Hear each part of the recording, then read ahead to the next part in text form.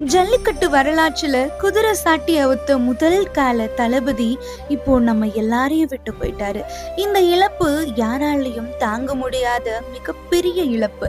Kattikulam முத்துபாபு Servai Marudhu Karthik brothers அவர்களின் கால தளபதி வீட்டுக்கு மட்டும் இல்ல, ஊருக்கே செல்ல பிள்ளையா இருந்தாரு.